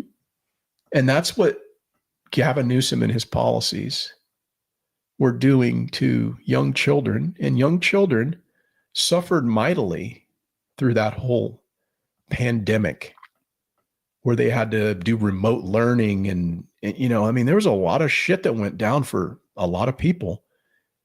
And there was a lot of people that killed themselves and suicide because of their business was lost. And, people had to die. The family members can't come in. Or if they came in, they were in a fucking isolation tent and they had to be, kissing through the plastic or whatever. And it was just a bad time, man. Yeah. Actually, that was really sad because they had totally elderly family members who died with no one around them. Yeah, it's totally sad. Totally sad.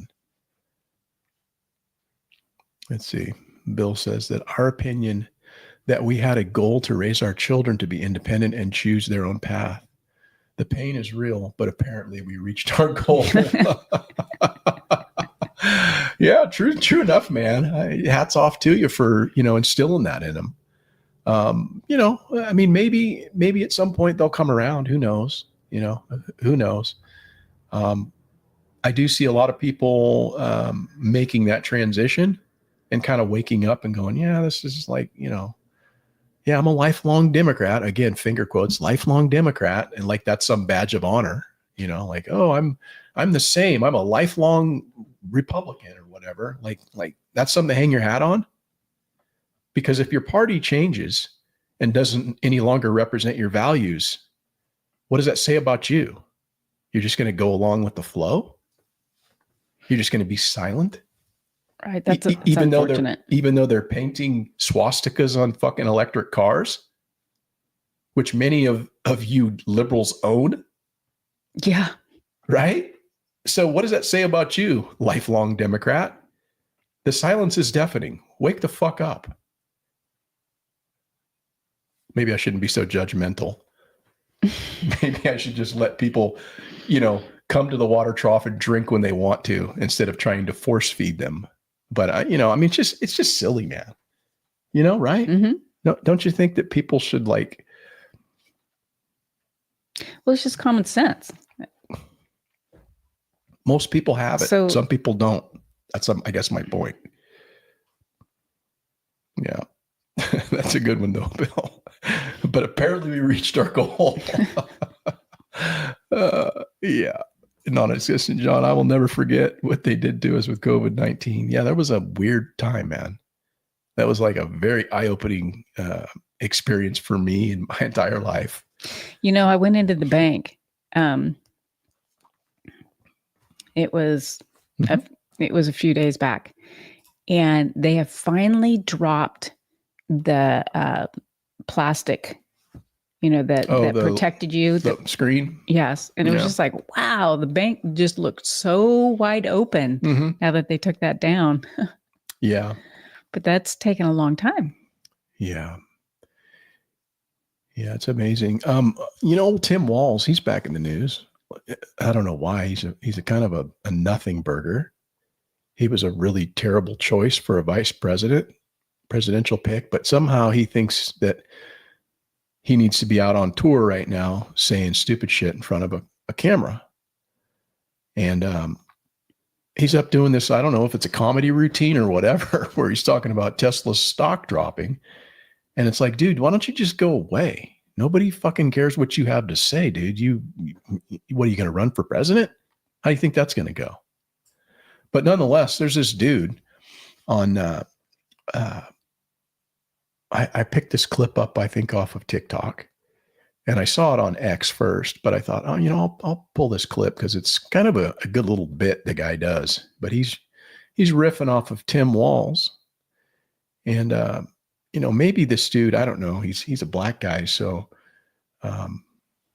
you'd think he'd be a Democrat, according to the Democrats, because all Republicans are racist white people. But this guy seems to get it. But I call this guy Black Tesla Guy. Just got on stage to gloat about the decline of Tesla stock. Saying on my phone, I don't know, some of you know this on the iPhone, they've got that little stock app. I added Tesla to it to give me a little boost during the day. 225 and dropping. So. Yay. You'd think for a man who ran for vice president, the fact that people are painting swastikas on Teslas might be a good reason not to align yourself with them. Nah. How about the fact that they're throwing Molotov cocktails at Tesla charging stations? Nah. Or the fact that they're lighting Teslas on fire. None of those reasons are good enough for Democratic politicians like Tim to stand against terrorism rather than demonizing Tesla. But wait, how about this one? Tim Walz is the governor of Minnesota. Minnesota has 1.6 million shares of Tesla in its retirement fund and another 211,000 in its non-retirement fund. The total value is over $400 million, which means, ding, ding, ding, if the value of Tesla goes down, the value of Minnesotan taxpayers' retirement checks goes with it. So he's literally rooting for his own people's downfall. But wait, there's more. Investment decisions are made by the Minnesota State Board of Investment, which is chaired by, you guessed it, Tim Walz. Maybe while he's tracking Tesla stock value on his phone, he should also track the value of his taxpayers' retirement funds. But that's how blind hatred works. It'll make you cut off your own nose to spite your face.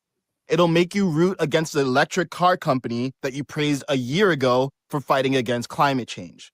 It'll make you celebrate the misfortune of a person who just saved astronauts that were stranded for 8 months in space. It'll make you turn against someone who gave internet to Ukraine against Russia when Ukraine needed it the most. It'll malign you against those who build and align you with those who destroy. It'll make you a person who can't win, but is happy to see others lose. It'll make you want to hurt others, even if it hurts you. It seems like that dude's got it all figured out. Mm-hmm. And I would say that if you're one of those liberals clapping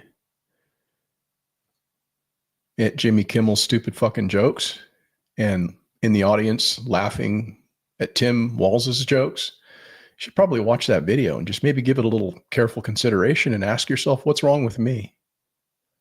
Why am I laughing at this? Because none of it's funny. I think a point of self-reflection would be in order for a lot of the people that are laughing at things that aren't funny. What's wrong with you? Instead of laughing, why don't you do something constructive by speaking out against it because it's wrong? But yet, again, the silence of them doing that is quite deafening. Nothing to say. Nothing to say. Of course, we watched him walk across the stage and jerk his handicapped son. Yeah, that was a classic move. Yeah, that was a good non-existent. John says that dude is gold. Yeah, that was a good little rant, and I think it summarizes kind of most of what I've been talking about tonight. Mm-hmm. It just doesn't make any sense to average people who have sense. I guess if you have no sense, then the behavior that they're engaged in makes perfect sense to them. But I don't know. Interesting. Nonetheless.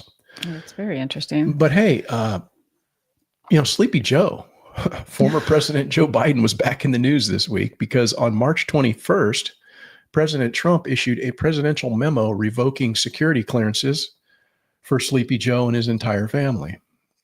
And it's a longstanding tradition that the former president retain their clearances and receive intelligence briefings post-presidency. However, Trump announced his intent to revoke Biden's security clearance back in February.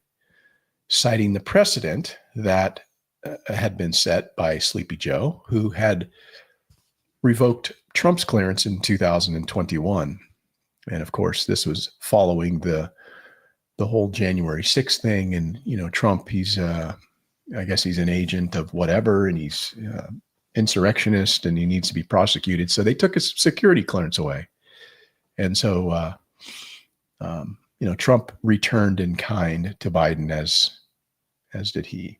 Returned the favor. He returned the favor, and he sure did. And in addition, 15 other key figures had their security clearances revoked. Those on the list include former Secretary of State Hillary Rodham Clinton and Vice President old drunk ass Kamala Harris, and Secretary of State under Biden Anthony Blinken, and a number of others. So, Rebecca, some have made the argument that that President Trump is acting in a way that, he's seeking retribution, or he's doing this in a retaliatory fashion. What do you think? What do you think about that? I think out of all of the stuff they've done to him, why shouldn't he? Yeah. I have a hard time. I honestly have a hard time arguing with what you just said, but only to suggest that they need to take it one step further. My opinion is a lot of these people have done things that are criminal. And I really do think that they need to not be looking the other way. And, I think we, as people who voted for Trump, with all of the rhetoric and all of the things that have happened to him, but just the rhetoric of the two-tier justice system, seeing what the weaponization of the Justice Department, making up false claims.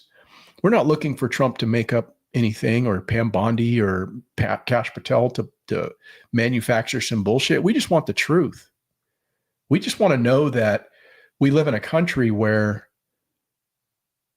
if you commit a crime, regardless of what your status is as an elected official or somebody who holds a position of prominence, you're going to be held accountable for that.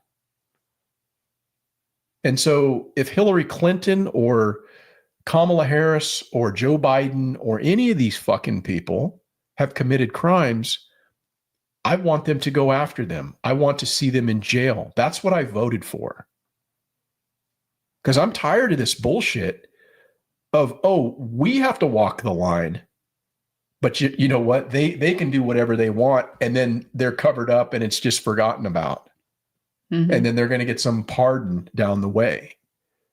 That's not what this country was founded on. Not at all. And so that's what I voted for. And I just want to see some people go to jail. That would be nice. Right. So I think taking those security clearance away is absolutely appropriate. Another story from Sleepy Joe, because again, he's in the news this week, and I'm not going to let people forget it.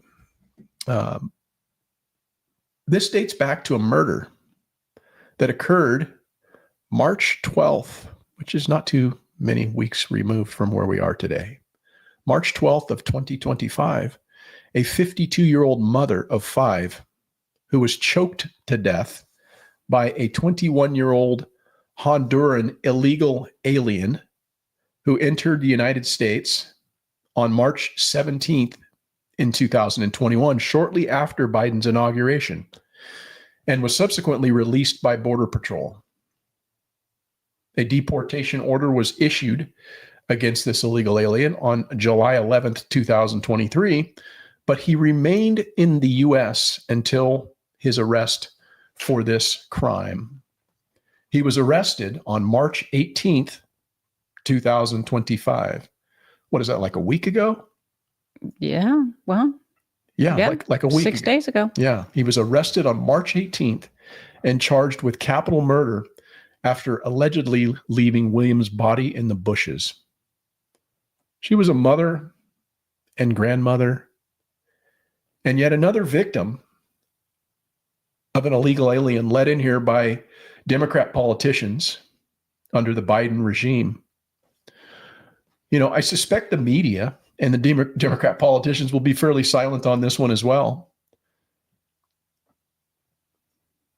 Obviously very reminiscent on their silence from a few weeks ago at the State of the Union when they sat stone-faced in front of Laken Riley's mother and family and Jocelyn Nungaray. They'll be silent, but it's deafening, is it not? Mm-hmm. Right? Where's the mainstream media talking about this right now? Had any of you even heard of this until I brought it to your attention? But yet another illegal alien. And so when Trump gets up there and he says they're letting murderers and gang members and rapists into our country, how can he be disputed when this is just this continues to happen? Well, and they make fun of him when he says that stuff. They make fun of him, but they also challenge his authority as the executive of this country to secure our borders, when that is part of the job of the chief executive, is national security. Mm-hmm. How is this not a national security issue? When by the millions, hey guys, all this taxpayer money we're funding to taking from the taxpayers, you're supposed to pay your shit, man, April 15th. You're going to write that check, aren't you? Good American. Mm-hmm. So it can go to USAID or the Department of whatever, so that they can launder your money and bring in illegals to this country so that they can kill fucking citizens. And then you can be told you're a racist if you oppose that. So again, where are the good liberals to speak out against this? Because I'm speaking out against it, but I'm not a liberal. Yeah. I'm asking the question, where's the other side? Where's Gavin Newsom in his podcast talking some shit saying, hey, we got to get our shit together, man? Well, he's not going to do that because he wants to run for president. You would think he'd have a better chance. You would think. Well, he shot himself in the foot because, he's trying to find his way right now. He realizes, I'm not one of the guys. The men are leaving the Democrat Party with all this woke bullshit, and they're losing men by the millions. And they got a real problem there. So he's smart enough to at least realize that, but he's trying to walk this line about hey, I'm going to moderate my positions, when his positions have been so fucking far removed from anything sane. So how's he going to walk that line and get the nomination of his party when his party is completely blown up right now? They don't know where they're going. Yeah, I'd say a long time. Too late. So, but where is he? Where is anybody else saying hey guys, we need to denounce some of this stuff? But no, they're either silent or they're supporting it. They're egging it on. So again, the silence is deafening. So absolutely. What do you think? What do you think motivates them? To even align themselves with the Democrats, Rebecca? Is it the lesser of two evil argument? Right? Trump is just so terrible. Orange man bad. I got to go with my party, the whatever, even if they suck too. Is it the lesser of two evils, or do they support the party, or do they support what the party stands for? Or are they just useful idiots? Are they people that are just sitting on their hands, just afraid to actually say anything that would draw attention to themselves and be looked at negatively by the people that they want to surround themselves with? So I think it's a combination of all of it. There's some people who just watch just their liberal channels, and they're sucked into that, and they're absorbing the information that's being fed to them, and that's what they believe. They hold as gospel. Mm-hmm. So you've got those, and then along with that, there's others saying that Trump is so incredibly bad, and I've heard it today, how he's going to take down this country. He's going to cause war. He's going to... And unfortunately, people believe that. Yeah.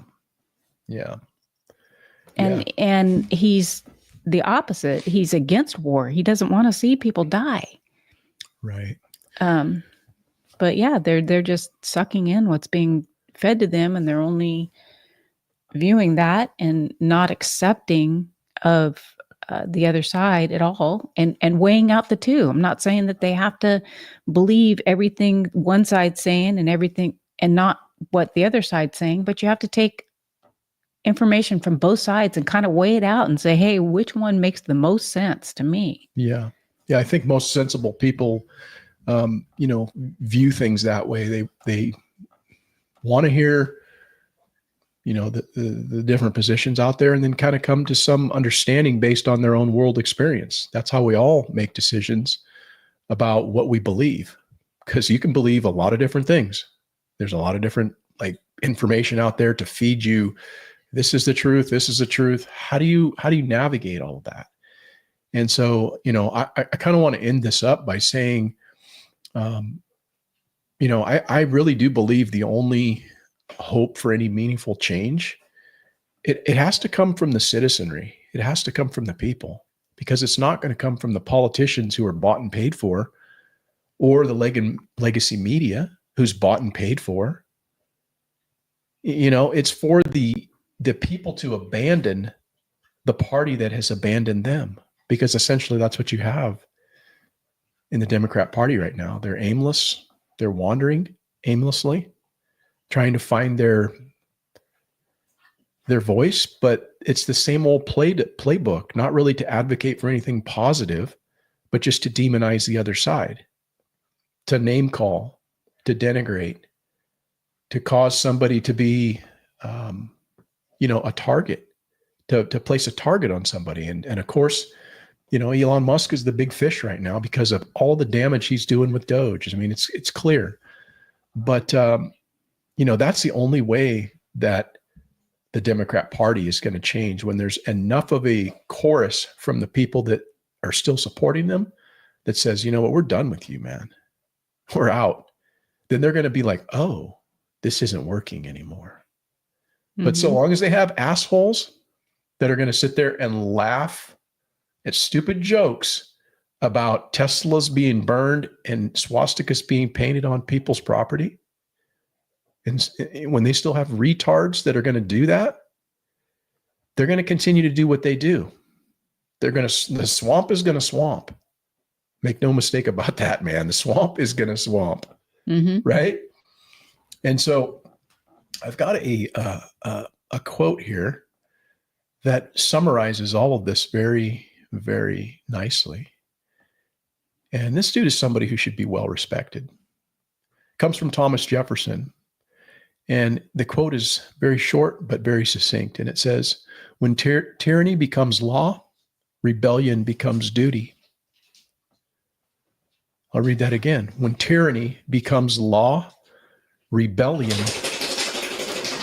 Thank you, Ellie Mae.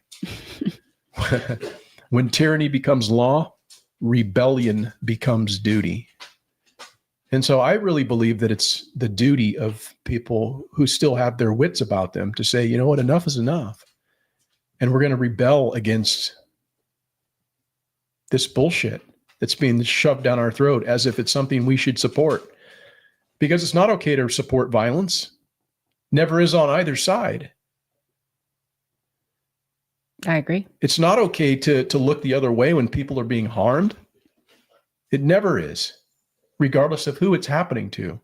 We as human beings have to stand up for those that are the most vulnerable and those that have been victimized. There needs to be justice in this country. But again, there's people who will look the other way or they won't say anything. And so I really do believe the silence that we are hearing is deafening. Let me see here. You want to read Bill's quote? Okay. Or comment? Bill Warner says, I think that due to political differences, the American people have neglected the fact that we are America and Americans are what makes this a country. I agree. I 100% agree with you. You know, it's us, the people. It's we, the people. And Lucy just dropped in from my crooked little homestead. And Lucy's a good patriot. She's up in Canada. And she's somebody up there doing the thing, being self-reliant. And has the values that most people that come to this channel have. I would hope there'd be some liberals here, because that's who I was speaking to tonight. I was trying to get their attention and say, maybe I should look elsewhere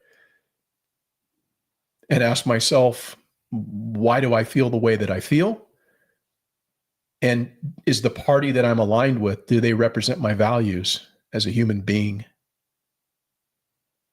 And so that's what I would hope to reach out to tonight. But again, thanks for joining us tonight, Lucy. And I think we're going to wrap things up, but I did have one more clip for you. This is a Did You Know? You may already know these, but I thought, there's some maybe little nugget in here you didn't know about.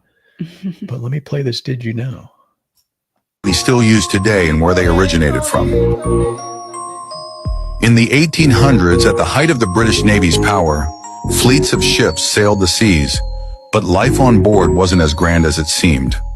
Sailors often fell ill due to poor nutrition and cramped, unsanitary conditions below deck. When they became sick, they were sent below deck to rest and escape the harsh sun, a practice that gave birth to the phrase, under the weather. In the 1800s, Wild West, transporting goods was dangerous, so carriage drivers would hire gunmen to sit beside them for protection. The gunman, often armed with a shotgun, made the passenger seat known as shotgun, a term we still use today when claiming the front seat of a vehicle. In the Victorian era, poverty in Great Britain was widespread, and many families struggled to afford food. To earn money, some would collect urine and sell it to leather tanners, as it was used in the tanning process. These families were known as piss poor, and some were so destitute that they didn't have a pot to piss in. Yeah, that's it. Piss poor. That's something you don't want to be.